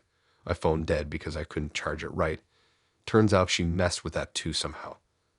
I had no access to my contacts, no one to reach out for help without using someone else's phone. I felt trapped, like my whole life was controlled by this invisible prison, and the key was in her hands. The isolation was brutal. My friends started thinking I was ignoring them, or worse, that was a one being toxic. Helen had turned everyone against me by sending fake messages, twisting conversations, and deleting important emails from people who actually cared. I wasn't just locked out of my accounts, I was locked out of my own life. What made it even scarier was how much she knew, how she somehow hacked into places she had no right to be. I found out later she was using old info from when we were together, birthday dates, pet names, things only I or she would know. It was like she built this whole digital map of me to control every little part of my day-to-day. At one point, I got an email from a service I didn't even remember signing up for, with a message from Helen that said, "You're mine. Don't try to run." That's when I realized this wasn't just about control, it was about possession. She wanted me to be locked in her world even though we weren't together anymore. I tried reaching out to the cops, but digital crimes like this, they said it was hard to prove, especially since she never physically threatened me or showed up at my place. It was all behind screens, silent and relentless. They suggested changing passwords, using two-factor authentication, but she'd already covered all the bases. Every time I thought I was safe, she'd find a new way in. I even thought about moving, getting a new phone number, new computer, but she'd already got access to everything linked to me. The more I tried to escape, the tighter the digital noose felt. My job applications were wiped clean so many times, I lost count. Interviews I thought were set up vanished without a trace. I'd show up with nothing confirmed, looking like I was making it all up. It wasn't just messing with my accounts. It was messing with my entire future. And it didn't stop there.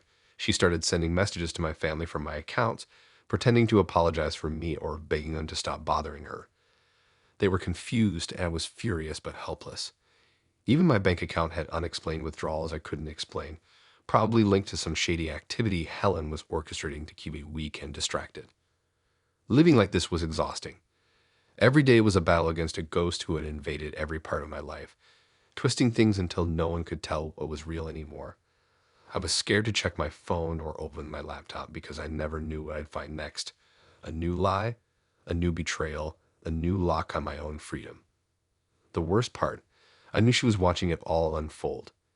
Somewhere she was laughing, knowing she had me right where she wanted. I don't know how this ends. I don't even know if it will end. But one thing's clear, Helen's control isn't just about technology or accounts. It's about breaking me down piece by piece until I'm so alone, so cut off, that I'll have no choice but to come crawling back or disappear completely.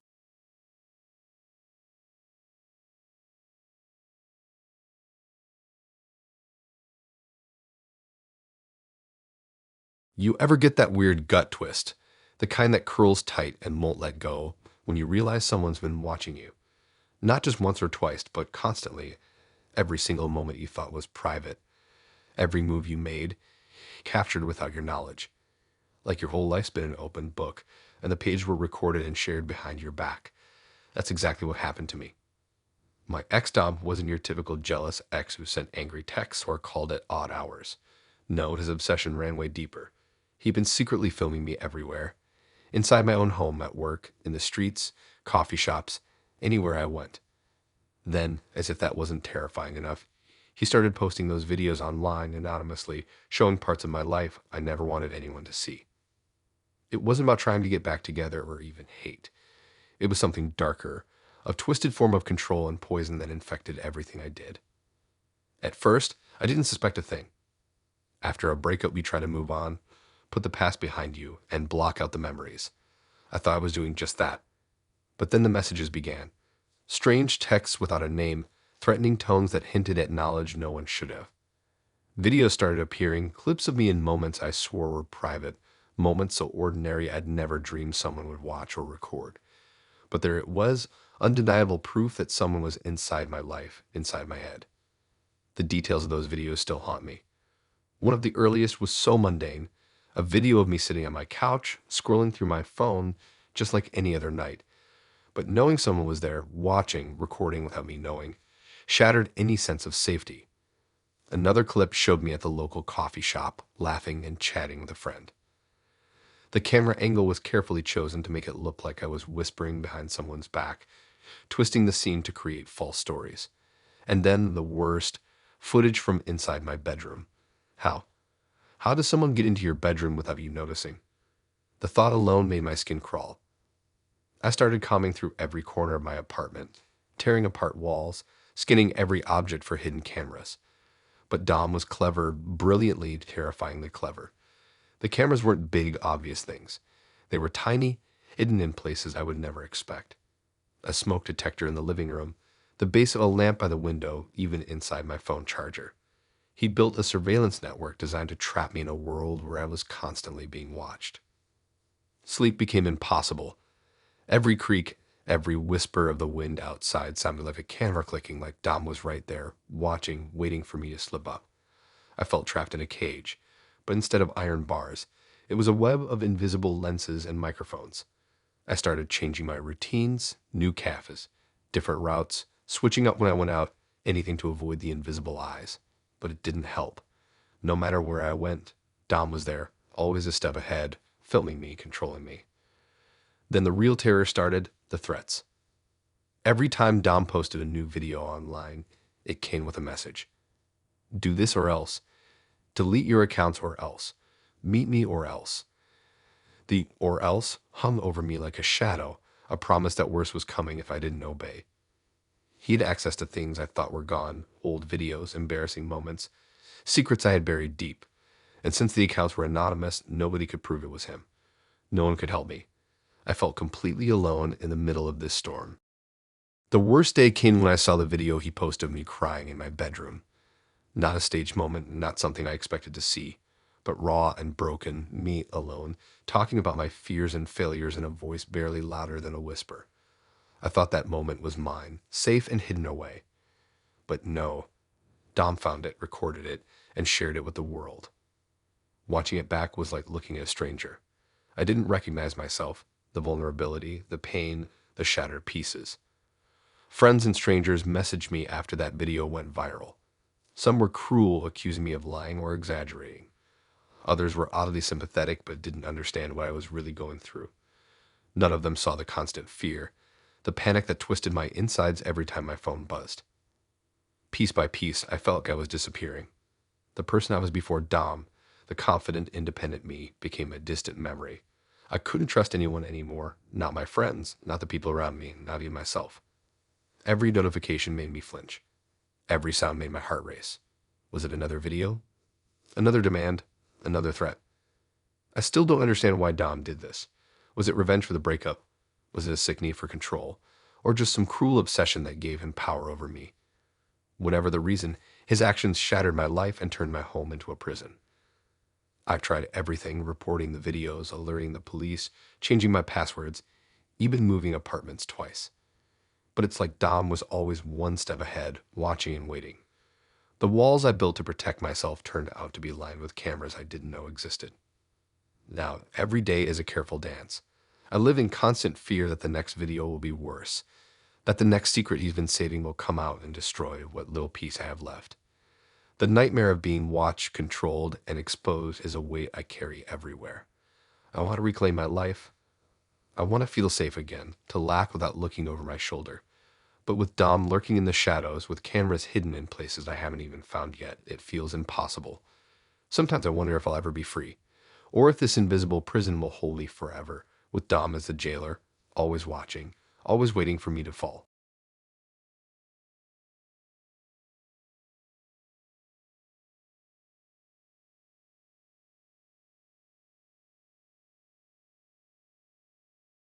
I never thought a breakup could mess with your head this badly. Sure, breakups suck for everyone, but what happened with Aaron? That was on a whole different level of messed up. It didn't start with screaming or fights or even awkward silences. No, it started small, almost harmless if you didn't look too close. At first, it was just a letter slipped under my door or shoved into my mailbox. I thought it was a mistake, maybe someone else's mail dropped off at the wrong place, or some weird prank from a neighbor. But then I noticed the handwriting. It wasn't just the style. It was the way the letters were folded, the paper used, the faint scent of perfume on the edges. It wasn't random. Whoever was sending this knew way too much about me, things I'd never told anyone. The first letter was strange but vague enough to dismiss if I wanted to. Just one sentence scribbled across crumpled paper. You can't hide what you did. I stared at that note for hours, my mind racing, trying to figure out if I was losing it or if someone was really watching me. At that time, Erin and I had been broken up for months. I thought she'd moved on, but clearly she hadn't, and that thought alone sent a chill down my spine. Then the packages started arriving. Not big, dramatic ones that shout threat, but small boxes or envelopes left by my front door or slipped into the mailbox. Inside, there were photos, old ones from years ago, candid shots from moments I thought were private or pictures of places I'd been that no one else would know about. The kind of images that make you feel exposed, like your walls have been broken down. Along with the photos, there'd be notes. Sometimes cryptic, sometimes blunt, always pointing to secrets I thought were safely buried deep or mistakes I was desperate to forget. Old arguments with Aaron, betrayals I thought were behind me, moments I wished no one remembered. At first, I tried ignoring it, pretended it wasn't happening, told myself to move on, that the past was the past. But the more I ignored it, the worse it got. The letters became longer, more detailed. The photos weren't random anymore. It showed things I didn't even realize had been photographed, like the time I left my phone on the table during a fight, or the moment I had my guard down at a friend's party. One time, there was a note that described exactly where I'd hidden an old journal years ago, the kind of secret stash I thought was safe. And the very next day, there it was, sitting on my doorstep, battered and open. It wasn't just about scaring me. It was like Aaron wanted me to relive every mistake, every shameful moment, dragging them out and throwing them back in my face like some twisted game. And it wasn't just the content, it was how personal everything was. She knew I cared about what I was afraid of, and she wielded those pieces of me like weapons. It was a form of emotional torture disguised as silent harassment. I went to the police, hoping they'd help me put a stop to this nightmare. I told them everything. The letters, the packages, the photos, the notes. But the reality was brutal. There wasn't much they could do without proof. The anonymous sender covered their tracks too well. No fingerprints on the envelopes. No security cameras caught anyone dropping off mail or packages. It was like Aaron was invisible but everywhere at once. The police were sympathetic but powerless, and that helplessness stuck with me like a lead weight. That only made me more paranoid. Every time the mailman came down the street, I held my breath, wondering if today was a day I'd find something new waiting for me. More often than not, there was. One particularly disturbing package was filled with clippings from old news articles about people I'd once been close to, but had nothing to do with anymore. Alongside those cutouts were notes about how my past could ruin my future if I wasn't careful. It felt like a slow strangling, each delivery tightening the noose. The whole ordeal started messing with my work and relationships. I became jumpy, flinching every time my phone buzzed or my doorbell rang. My focus shattered, productivity tanked, and friends stopped asking what was wrong because I stopped answering. The isolation was creeping in. I was trapped inside a cycle of dread, constantly waiting for the next reminder of the worst parts of myself to come knocking at my door. One night, I found a letter so detailed it freaked me out completely. It described a night I barely remembered, a night I'd been too ashamed to tell anyone about. Something so personal I kept it locked away in the deepest corners of my mind. How did Aaron know about that? I still don't know. The letter ended with a chilling line that made my blood run cold. No one ever really forgets what they hide. Sooner or later, it all comes back. It felt like a prophecy, like she was promising she'd never stop haunting me. I thought about confronting her, about telling her to stop, to let me be. But it never felt like the right move. This wasn't about closure or reconciliation. It was about control. Erin wasn't reaching out for a second chance or to apologize for what happened. She wanted me broken, isolated, haunted by my own past, and she was determined to keep me there. Eventually, I stopped trying to track down the sender, stopped reporting to the police. It felt like shouting into a void. I just lived with it, moving through my days with this heavy, invisible weight pressing down on me. The letters and packages never stopped. Sometimes I'd find them in places I'd searched 100 times before. Inside the mailbox, tucked in the gaps of the doorframe, or even slipped under a loose floorboard. It was like whoever was doing this was watching me all the time, waiting for the perfect moment to strike again. That's the part no one warns you about with toxic relationships. It's not always about screaming matches or dramatic fights. Sometimes the poison creeps in slowly, quietly, through your mailbox and your nightmares, a shadow you can't escape. Some people never really let go, and they'll do whatever it takes to make sure you don't either. And here I am, still waiting for the next one. Still wondering what secret or mistake will be dragged out next. It's like living under a cloud of darkness, cast by someone who knows all my darkest corners and isn't afraid to use them. Erin's not just my ex. She's this constant, twisted presence in my life that I can't seem to shake.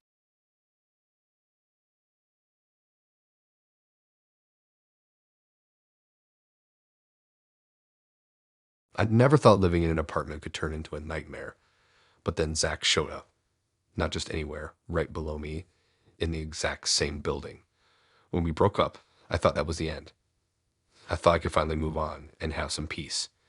Instead, it felt like my whole life got wrapped up in this sick game he started playing, like I was trapped in my own home and he was a ghost I couldn't get rid of. At first, it was small things. Weird noises through the floor. At times, it sounded like footsteps pacing, or soft tapping, like someone knocking or playing with something just out of sight. I'd sit there in my living room trying to convince myself it was nothing. Maybe the building settling or some old pipes acting up. But the tapping wouldn't stop. It started late at night when everything was quiet, and that made it feel way worse. I'd freeze, staring at the floor, my heart thumping, waiting for the sound to end. Then the flashlight thing started. I noticed weird beams flickering through the air vents, those little grills on the walls that connected our apartments. Sometimes I'd catch a glimpse of light darting across the ceiling or sliding across the floor like a predator hunting in the dark. It was subtle, but constant, like Zach was sneaking around and watching me, just messing with my head. It felt like I wasn't safe anywhere, even inside my own apartment where I should have felt the most secure. I kept bumping into him in the hallway, the laundry room, the lobby, places we both had to be, but never at the same time, or so I thought. At first, I figured it was a coincidence, but the way he looked at me, smirking like he knew something I didn't, made it clear this wasn't accidental. It was him showing up when he knew I'd be there, just to remind me he was still in my life, still controlling parts of it. It got worse. I started locking every door and window obsessively, but he somehow knew my schedule so well it was like he was inside my head. There was this time I caught the tapping again and I just wanted to scream, so I went downstairs to confront whoever it was. Of course, no one was there, but I found things that had moved from where I left them. My keys, my shoes, little personal stuff. Nothing was stolen or broken, but everything felt invaded. My friends told me to move out, to get away from the whole place, but I couldn't. I didn't have the money or the energy, and honestly, I didn't want to run. I wanted to stand my ground and prove he couldn't mess with me, but every day was like walking through a minefield of anxiety and fear. Sometimes when I was cooking or watching TV, I'd hear quiet whispers through the floor vents or see a shadow flicker just outside my door. I knew it was Zach messing with me, testing how far he could push it. The building was old, with thin walls and creaky floors, and he used every inch of it against me. He made it impossible to feel calm. I started setting up low cameras and noise recorders, hoping to catch him in the act. But the evidence was always too vague, just enough to drive me crazy, but never enough to get anyone to help. The landlord didn't believe me, said it was probably other neighbors or just the building selling. The police said they couldn't do much without clear proof. It was like I was stuck in this loop, with Zach pulling the strings. One night, I woke up to a loud bang on the ceiling, like something heavy dropped. I got out of bed, heart pounding, and opened the vent in my bedroom. That's when I saw it, his flashlight beam shining through right into my room. I panicked, ripped the vent off, but the hallway below was empty. He had slipped away again, but that light, that intrusion, it was like he was breaking into my life piece by piece. I started feeling paranoid even in the shared spaces. The laundry room became a trap where I'd avoid going alone, always checking behind me, eyes darting at every shadow. The lobby felt less like home and more like a place he'd corner me, waiting for his next move. The elevator rides were tense, waiting to see if he'd appear, smiling like this whole thing was a joke to him. I told a couple of neighbors, hoping for support, but most just shrugged it off. Some said Zach seemed quiet and normal, nothing like a threat. But I knew better. The way he used the building to invade my life was calculated and cruel, and I was the only one feeling the weight of it. It got to the point where I stopped inviting friends over because I was scared Zach would show up or interfere. I didn't want anyone else caught in his twisted game. The apartment felt smaller and smaller, walls closing in as his presence crawled through every vent and floorboard. Eventually, I had to accept that Zach was never going to leave.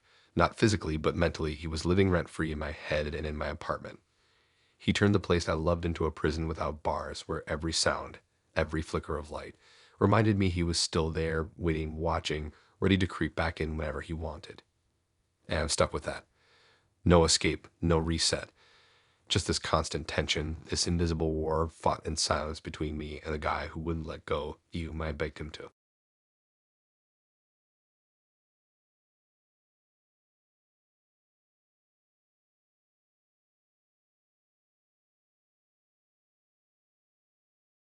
I thought breaking up with Freya would be the hardest part.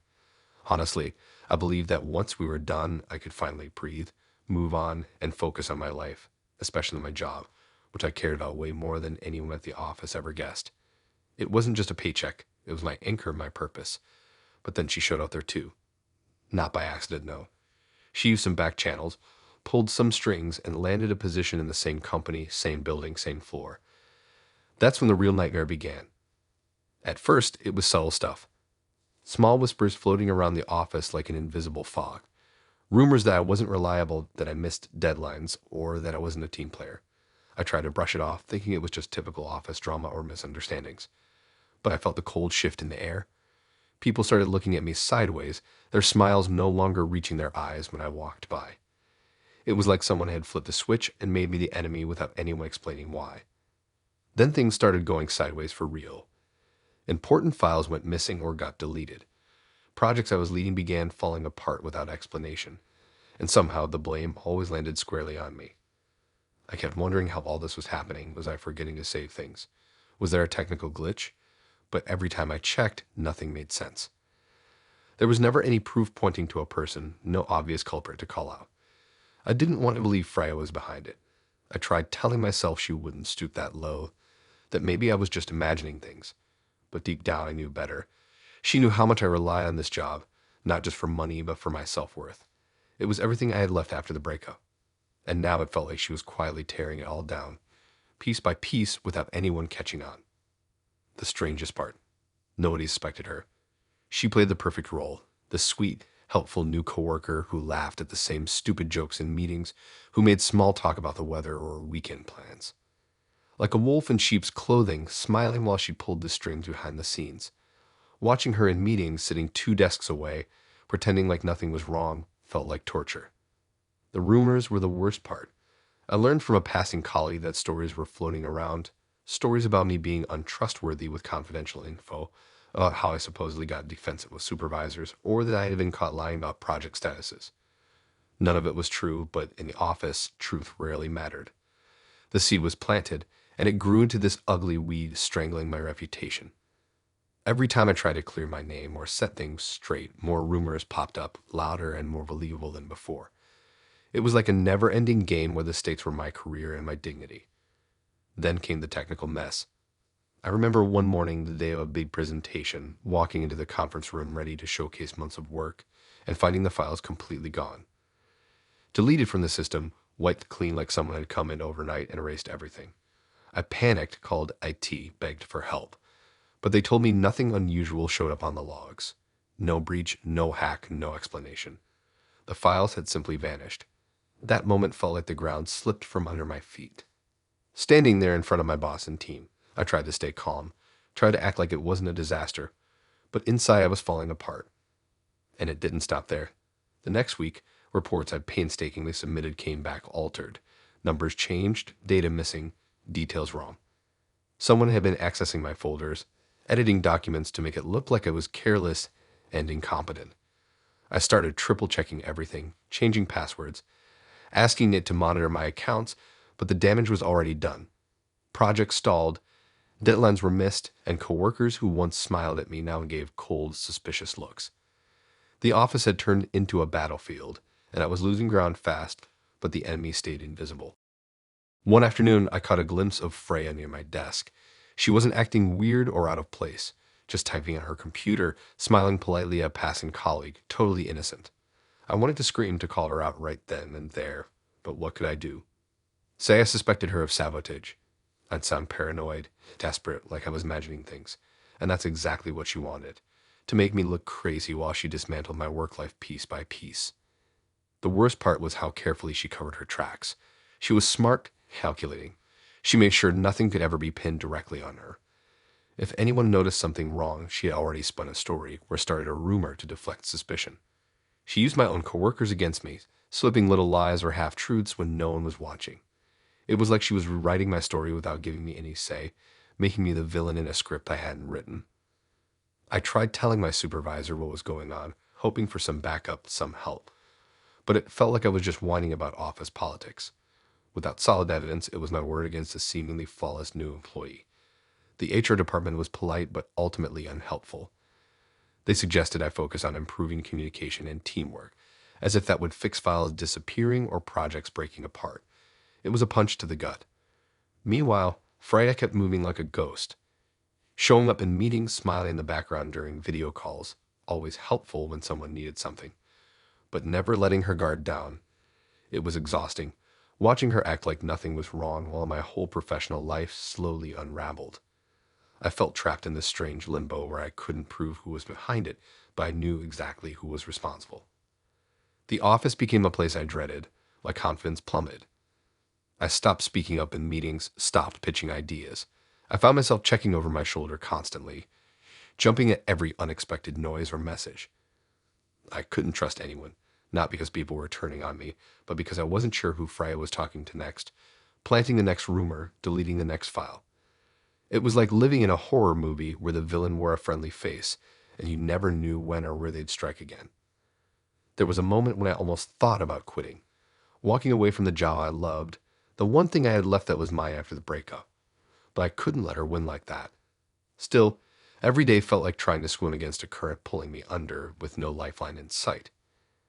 In the end, the slow unraveling didn't explode into one big reveal or dramatic showdown. There was no epic confrontation or justice served. It just kept eating away at me until I was barely holding on. Freya never got caught. She never slipped up. She just kept playing her game, leaving me as the one everyone whispered about in the hallways. And all I could do was watch as my work life crumbled quietly, without anyone understanding what really happened or who was behind it.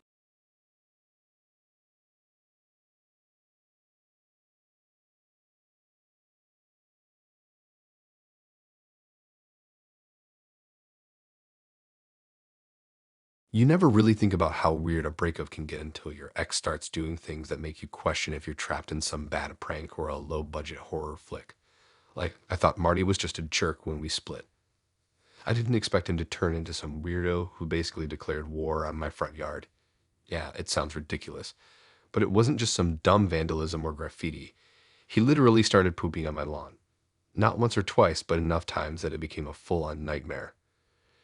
It all kicked off a couple weeks after we ended things. I was living in this quiet suburban neighborhood, the kind with nice lawns and people who actually care about how their yards look. Mine was one of those carefully kept little patches I took pride in. I spent weekends planting flowers, watering the grass, and making sure everything looked fresh. Then suddenly, out of nowhere, I'd find these disgusting piles right smack in the middle of my lawn.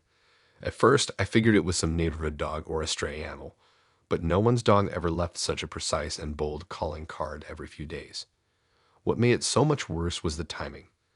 The poop would show up late at night or really early in the morning when no one was around, almost like someone was daring me to catch them.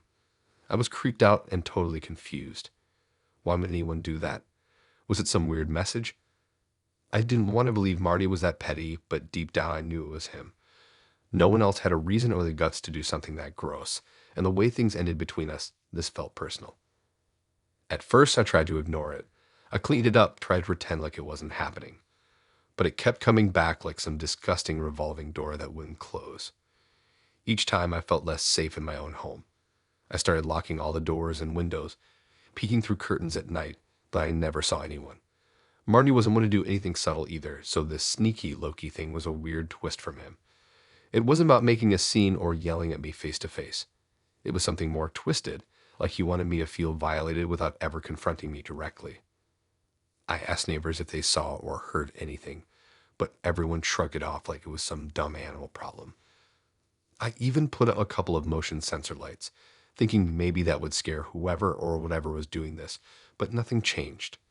The lights would flick on, and by morning, there'd be another pile. That made me start getting paranoid.